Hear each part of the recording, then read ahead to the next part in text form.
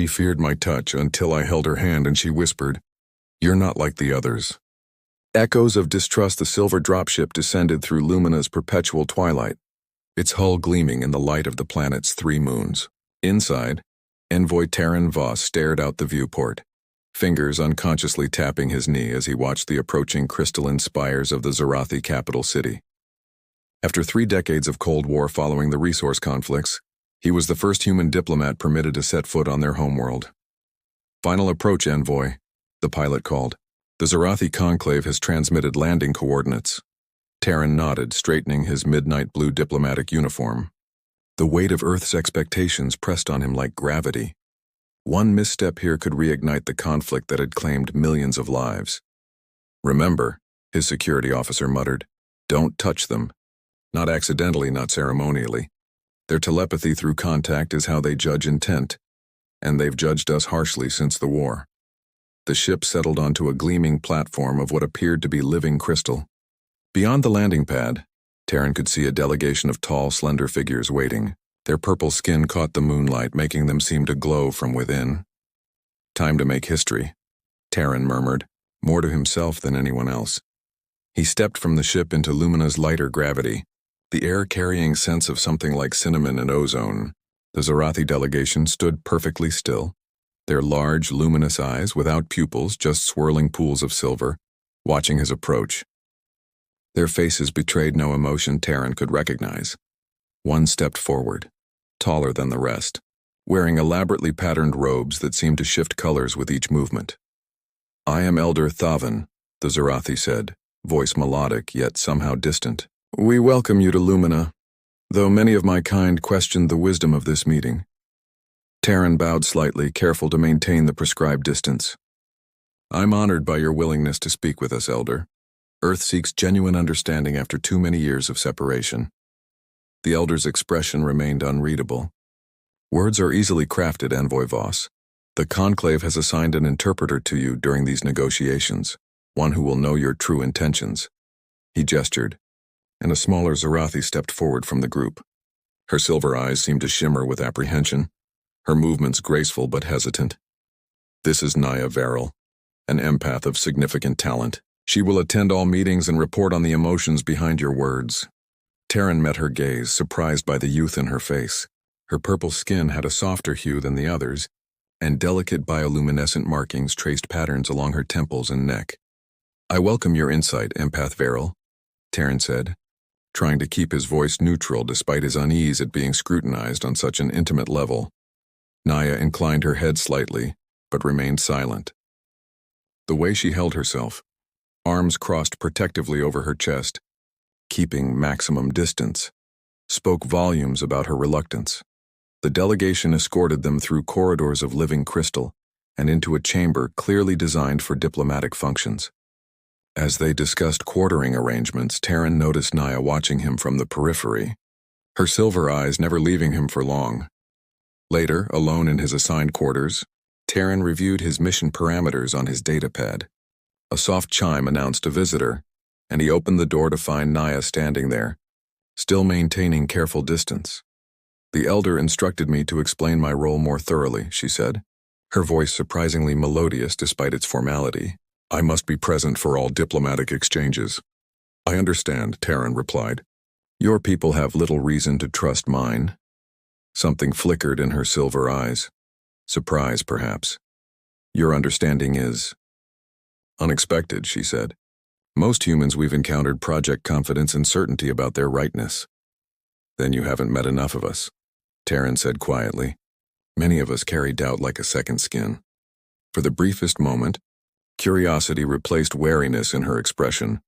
"Tomorrow begins the true test. Envoy Voss, I will know if you lie." As she turned to leave, Terran called after her. "What if the truth is more complicated than either of our species has acknowledged?" Naya paused, her slender silhouette framed in the doorway. "Then perhaps," she said softly, "that would be the most dangerous discovery of all." First contact. The luminous hall of communion stretched before Terran like a cathedral of light, its crystalline walls refracting the early morning glow of Lumina's smallest moon. For 3 days he had presented Earth's proposals to the Zarathi conclave. feeling Naya's silver eyes on him throughout, her silence more telling than any words. Elder Thaven led today's session, his voice carrying through the chamber. The mining rights to the Valeran asteroid belt remain a point of contention.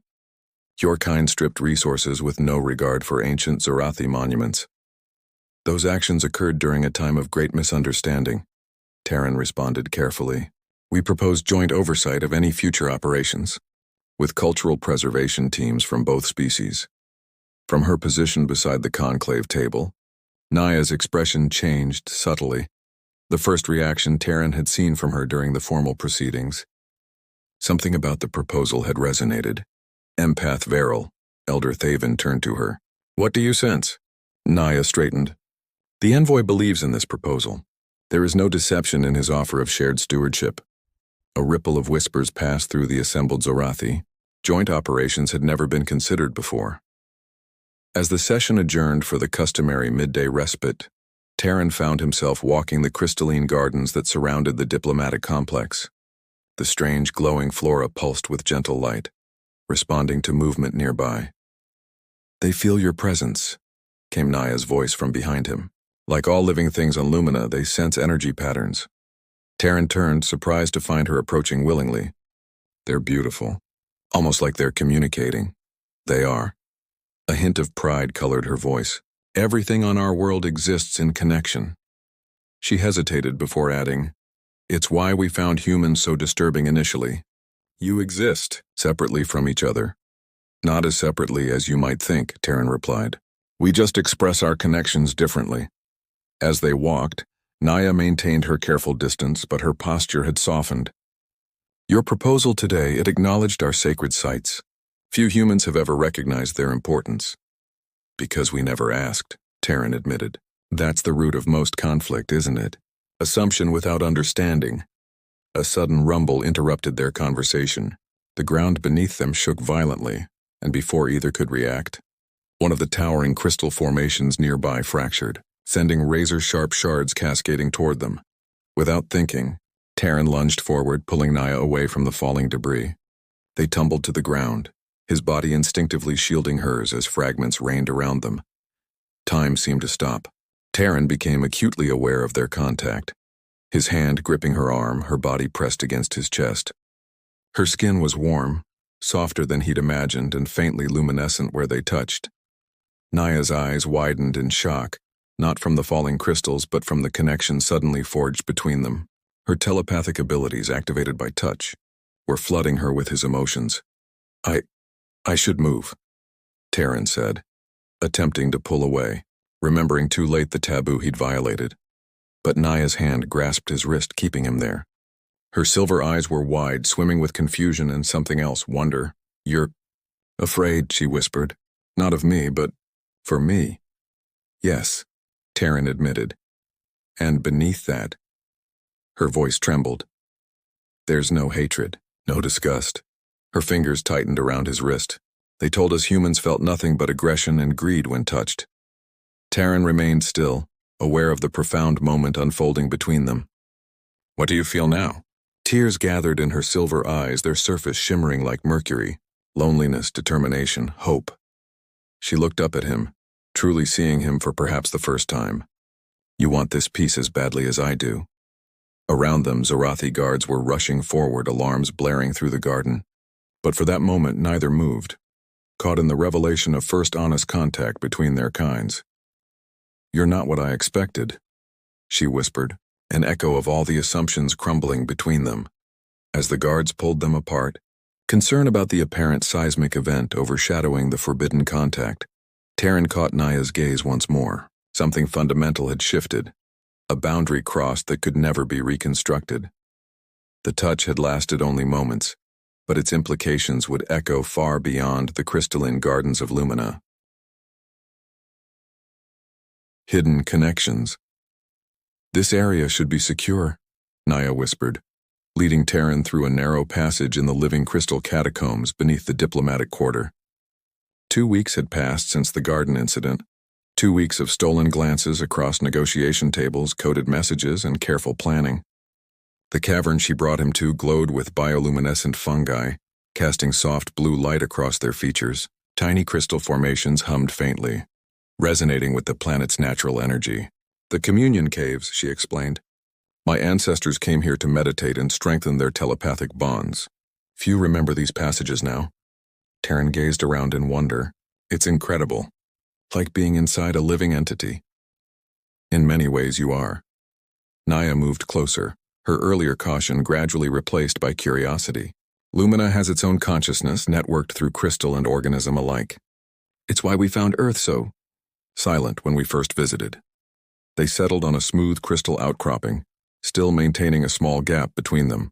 The forbidden touch in the garden had changed everything, yet both moved carefully around its implications. The negotiations are progressing, Taryn said. Your report to the conclave about my sincerity helped significantly. Naya looked down at her hands. I told them what I felt. What I didn't tell them was everything else. She hesitated. No Zorathi has willingly touched a human since the early contact days, before the resource wars. The stories passed down spoke only of chaotic emotions, violence barely contained. And what did you feel? Taryn asked softly. Complexity, she answered. Layers of feeling I wasn't prepared for. Humans don't just experience one emotion at a time. You feel everything simultaneously. It was overwhelming. Her silver eyes lifted to his, but not in the way I was taught to fear. Tentatively, she extended her hand, letting it hover between them. I want to understand more. Taryn looked at her outstretched fingers, understanding the magnitude of what she offered. Slowly, he placed his palm against hers. The connection formed instantly. Naya gasped softly as her telepathic senses merged with his emotional landscape. Taryn felt a gentle pressure in his mind, not invasive but present, like the warmth of sunlight through closed eyelids. Your people believe we can't form deep bonds, Naya murmured, eyes closed in concentration. But you do. Differently than us, but perhaps just as profoundly. Through their contact, Taryn felt an echo of her own emotions, her curiosity, her conflict between duty and growing affection, her fear of discovery. And your people believe we only destroy, he responded. Yet you create such beauty, such harmony. Minutes passed in silent communion, their understanding deepening beyond words. When they finally separated, both were changed. There's an ancient Zorathi belief, Naya said softly, that souls who are meant to find each other emit the same resonance frequency, like perfectly tuned crystals. We call it resonance harmony. On Earth, some call it finding your other half, Taryn replied. The person who completes you. In the weeks that followed, they met whenever they could escape notice, in the forgotten catacombs, in remote crystal forests, once even on the roof of the diplomatic residence beneath Lumina's triple moons. Each time their contact grew longer, their connection deeper. Through touch, Naya taught Taryn to project his emotions more clearly, while he helped her understand the beautiful complexity of human feeling. During a late-night meeting, as they sat with fingers intertwined in the blue glow of the crystal cave, Naya suddenly tensed. Something's wrong, she whispered. The negotiations, I've heard whispers among the conclave. The resource-sharing agreement you proposed has created a faction who believes any cooperation with humans will lead to contamination of our way of life. My superiors are growing impatient as well, Taryn admitted. Some are arguing that your people's reluctance proves diplomatic solutions are futile. Their hands tightened around each other's. If they knew about us, Naya began. It would either destroy everything or prove everything, Taryn finished. A human and a Zorathi, finding harmony instead of discord. Naya leaned forward until their foreheads touched, an intimate gesture among her people. Through the contact, Taryn felt her fear, her hope, and something deeper growing between them, an emotion that transcended their biological differences. Whatever happens, she whispered, her silver eyes reflecting the bioluminescent light around them. This connection is real.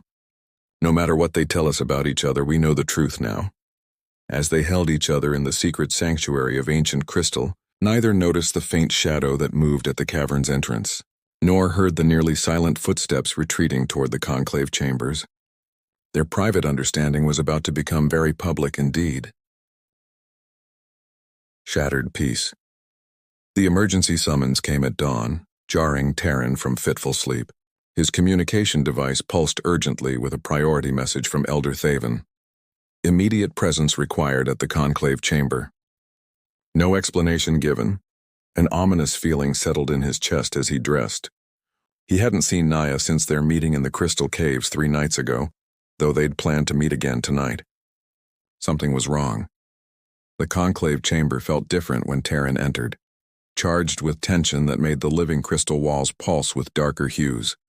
The entire Zorathi leadership sat in a perfect semicircle, their silver eyes cold and unreadable.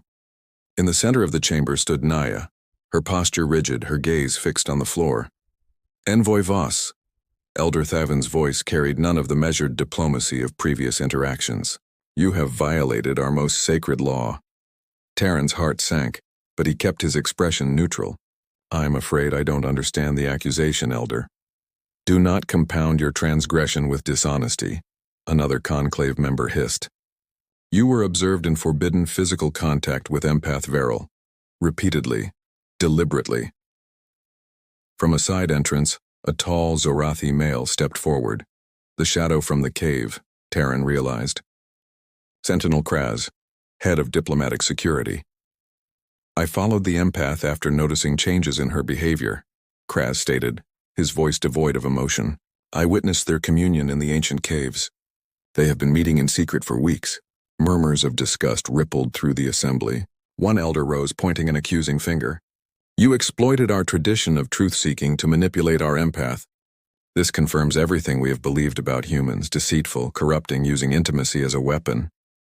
That's not true, Naya spoke suddenly, her voice clear despite her visible fear. The connection was mutual. I sought it as much as he did. Because he has poisoned your perception, Elder Thaven replied, his tone softening with pity. You were chosen for this role because of your exceptional empathic abilities. But your youth has made you vulnerable to manipulation. I am not manipulated, Naya countered, a strength in her voice Terran had never heard in public settings. Through our connection, I felt truth that contradicts everything we've been taught about humans. Enough. Elder Thaven struck his staff against the crystal floor, sending reverberations through the chamber. Envoy Voss, your diplomatic status is hereby revoked.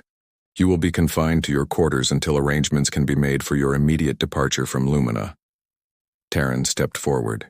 With respect, Elder, if genuine understanding between our species is the goal, shouldn't you consider what Naya and I discovered?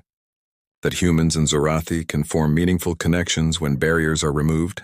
What you call meaningful, we call contamination, another elder spat. Empath Veril will undergo purification rituals to cleanse her of your influence. Naya's eyes widened in alarm. Purification? But that procedure hasn't been used in generations. It can permanently damage telepathic abilities. Better damaged than corrupted, Elder Thaven said solemnly. The ceremony will begin at moonrise. Guards moved to flank Terran, but before they reached him, the chamber doors burst open. Commander Lissa Chen, Terran's second-in-command, entered with Earth security personnel. Forgive the interruption, she said crisply, but we've received intelligence of a threat against Envoy Voss. We're implementing emergency extraction protocols. Confusion erupted as the Earth security team formed a protective formation around Terran. In the chaos, his eyes found Naya's. Terror reflected in her silver irises, not for herself but for what would happen to her. I won't leave you, he mouthed silently. You must, she projected back, having taught him enough of their telepathic communication that he could receive simple messages even without touch. Find another way. As Earth security began escorting him from the chamber, Elder Thaven called out, This incident confirms what the hardliners have argued from the beginning. Peace between our kinds is impossible. The negotiations are terminated. Terran watched helplessly as Zorathi guards surrounded Naya. The last glimpse he had of her was her face, composed despite everything, those silver eyes holding his until the chamber doors closed between them. Back in the Earth compound, Commander Chen revealed the truth. There was no direct threat, Envoy, but our monitoring systems detected unusual activity in the Conclave communications. We anticipated your extraction might be necessary. They're planning to subject Naya to a purification ritual, Terran explained urgently. From what she's told me, it could permanently damage her telepathic abilities. It's essentially a punishment for our connection. With respect, sir, This may be for the best, Chen replied. The mission has failed. Our ship is preparing for emergency departure in 3 hours. Terran paced the room, mind racing. The mission hasn't failed, it's just beginning. Naya and I discovered something revolutionary. The telepathic connection between our species doesn't have to be traumatic or dangerous. It can be harmonious, enlightening. Sir, one forbidden relationship doesn't override decades of conflict. But it proves the conflict is based on misunderstanding, Terran insisted. We can't leave, not yet. Not like this. As twilight approached, bringing the beginning of Naya's purification ceremony, Terran made his decision. Peace between worlds would never come from formal negotiations alone. Some truths had to be demonstrated, not just discussed, even if it meant risking everything. Luminous understanding, the sacred purification chamber pulsed with ancient energy, its crystalline walls humming at frequencies that made Naya's skin prickle with dread. She knelt in the center, surrounded by 7 elders who prepared the ritual implements. Crystal resonators that would be placed on her temples, throat and palms to cleanse the contamination of human contact. This is unnecessary, she said calmly, though her heart raced. What I experienced with the human was harmony, not corruption. Your judgment is compromised, Elder Thaven replied without malice. The human's emotional patterns have disrupted your natural empathic balance. This procedure will restore you. Naya closed her eyes, reaching outward with her senses one last time, searching for Terran's unique emotional signature. Nothing. By now, the Earth delegation would be preparing for departure. She felt a profound sadness, not for herself, but for the lost opportunity. 2 worlds that might have found understanding through their connection. The chamber doors slid open unexpectedly. Sentinel Kraz entered, his expression troubled. Elder, there is a situation at the Grand Assembly Hall. The human envoy has somehow bypassed security and accessed the planetary broadcast system. He's requesting the presence of the full conclave and empath Veril. Elder Thaven rose in alarm. This is outrageous. Apprehend him immediately. We cannot, Kraz admitted reluctantly. He's activated the hall's ancient sanctuary protocols. By our oldest laws, anyone seeking audience within that chamber has the right to be heard before action can be taken. He cannot know of such ancient customs, an elder protested. Naya felt a surge of hope. I told him, she said quietly. In our connection, we shared not just emotions but knowledge, history, culture. The journey to the Grand Assembly Hall was tense. Naya escorted by guards as though she were a criminal, rather than one of their most gifted empaths. As they entered the vast chamber, unused for generations except on ceremonial occasions, she gasped at the sight before her. Terran stood in the center of the circular hall, surrounded by hundreds of Zarathi citizens who had responded to the planetary broadcast. Above him, the crystal dome ceiling had been activated, projecting his image and voice across every settlement on Lumina. Ask only for the chance to demonstrate what empath Veril and I have discovered, he was saying as they entered. A truth that challenges everything both our species have believed about each other. The crowd parted as Elder Thaven led the conclave forward, his face tight with controlled fury. This intrusion violates diplomatic protocol in every possible way. Envoy Voss. Perhaps, Terran acknowledged, but when protocol prevents progress, sometimes it must be set aside. His eyes found Naya's, relief washing across his features. You're all right? She nodded slightly, feeling the intensity of his concern even across the distance between them. You claim to have discovered some truth, Elder Thaven said coldly. Speak it then, before you are removed from our world permanently. Terran stepped forward, addressing not just the elders but all assembled Zarathi. For generations, your people have believed that contact with humans creates pain, that our emotional states are chaotic, overwhelming, harmful.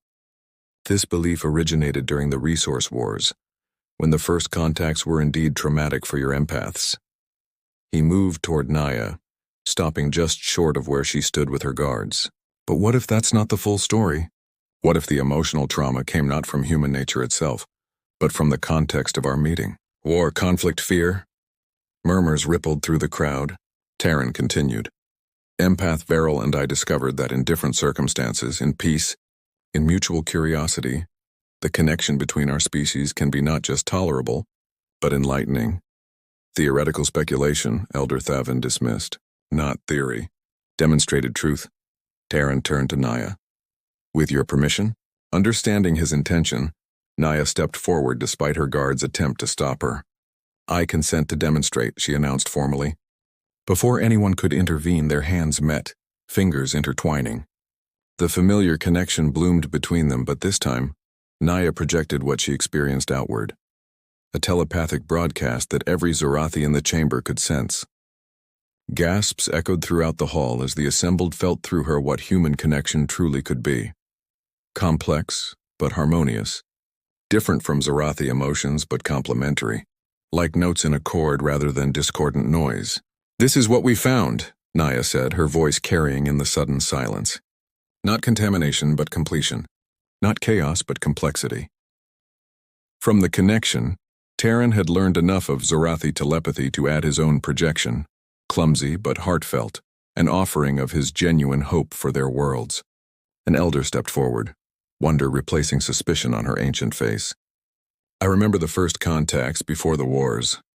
There were moments like this before fear overwhelmed them. She turned to Elder Thavin. We've been preserving not wisdom but trauma, passing fear through generations. Young Zorathi moved closer, their natural curiosity overwhelming decades of conditioning. One brave soul reached out, touching Terran's shoulder tentatively. His eyes widened in surprise, then softened as he felt the gentle telepathic query. It's all right, Terran encouraged. Feel for yourself. Like a dam breaking, the moment transformed. One by one, Zorathi approached, each brief contact dispelling generations of misunderstanding. Not every touch was perfect harmony. Some recoiled, overwhelmed, but many stayed. Wonder replacing fear in their silver eyes. Elder Thavin watched in silence, conflicted emotions playing across his features as centuries of belief confronted new evidence. This changes nothing about the resource disputes, he finally said, though his tone had lost its edge. It changes everything about how we resolve them, Naya countered. Connection before negotiation, understanding before agreement. As the impromptu communion continued around them, Terran and Naya stood with hands still joined, the center of a slowly expanding circle of possibility. There will be resistance, Terran murmured. On both worlds. And champions too, Naya replied, glancing at the younger conclave members who were now cautiously engaging with the Earth security team that had accompanied Terran. Change begins with demonstration, not proclamation. Beyond the crystal dome of the Grand Assembly Hall, Lumina's three moons aligned in a rare configuration, bathing the gathering in silver light. The living crystal of the building responded, humming with harmonics that hadn't been heard in generations. The resonance of possibility, of patterns long separated finding alignment once more. In the days that followed, a new framework for peace emerged, not just a treaty on paper but a genuine exchange program, with volunteer empaths and humans working together to bridge understanding. The first official human Zorathi telepathic protocols were established, with Naya and Terran as their architects. The path forward would not be simple. Centuries of separation left deep grooves in both societies. But as ships from Earth began arriving with diplomats, scientists and artists ready to learn Zorathi connection, and as brave Zorathi empaths prepared to visit human worlds, something fundamental had shifted. On the evening before Terran would return to Earth, temporarily, as the newly appointed ambassador to Lumina, he and Naya stood on the balcony of the diplomatic residence, watching the slow dance of the moons above the crystalline city. What we started here will outlast us, Naya said softly, her hand comfortably entwined with his. A connection between worlds. Between people, Terran corrected gently. Worlds don't make peace. People do, one touch at a time. Around them, the living crystal of Lumina pulsed with light, responding as it always had to the emotional harmonies of those who dwelled upon it. But now, for the first time in generations, those harmonies included notes from two worlds, resonating together in the beginnings of a new song.